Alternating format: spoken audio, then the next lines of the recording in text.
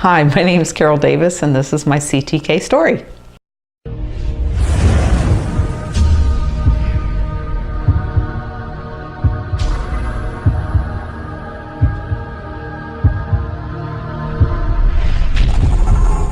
So I'm the girl the pastor often refers to as the unsaved girl who started this church. Hard to believe it's been 20 years, and it's hard to believe that it started with me because at the time never had an idea that this is where we would go from where we started. But anyway, back to the beginning.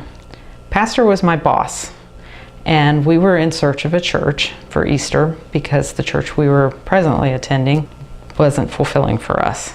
So I went to the pastor and asked him, hey, what do you do on Easter Sunday? And he said to me, nothing. It's the first time in 19 years I don't have a place to preach. So I said, well, if I get a building and a place and some people to come, would you preach? And he said he'd have to speak with his wife, but yes, it sounded like a plan.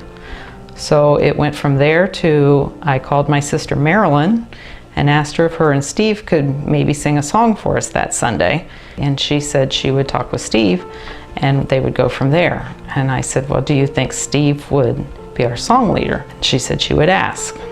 Well, Steve, upon talking to him, was not thrilled with the idea at all, but he reluctantly said he would do it.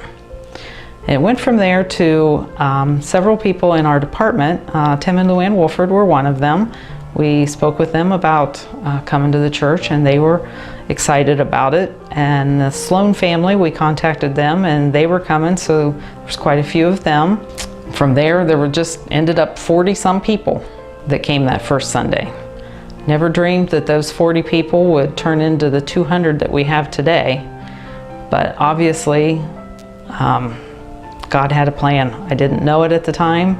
For me, it was just having a place to go to listen to the gospel, but had absolutely nothing to do with what I thought God was putting on my heart. I just was an idea I had.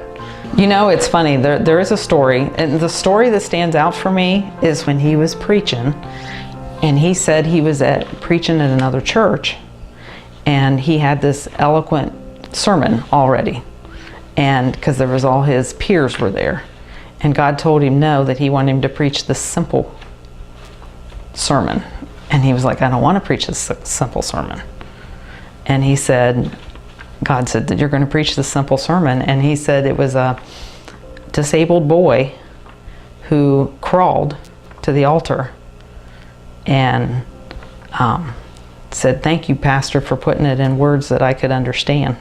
Yes, I remember the very first, when we did the initial ground digging here, I remember there was a lot of us here, but I remember Andy Freeman here, and he at the time was not committed to come into the church, and that particular day he made the commitment to come to church and to be our assistant pastor. I do not have a favorite song that we sing. I have a lot of songs that we sing, but I would have to say, and I know the pastor's going to have a fit, I like to hear Danny sing. So for me, any song Danny sings is a good song. One thing I can say about coming to the church is that AJ, my son, was almost 3 when we started, and he got saved at the age of 9 here at the church, still comes to the church, and if not for that, you know, it just blesses me that he's still here and that I know he's been saved and baptized and he's good to go.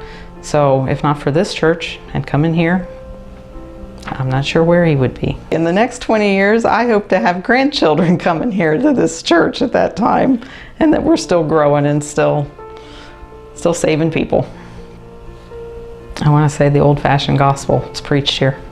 I don't know that I would change anything about the church because it's continued to grow. I think we've expanded as far as the children go. You know, I hear from outside people, you know, that some of them would like to bring their kids, but they hopefully still in the future they will. But overall, no, I don't think I'd change anything.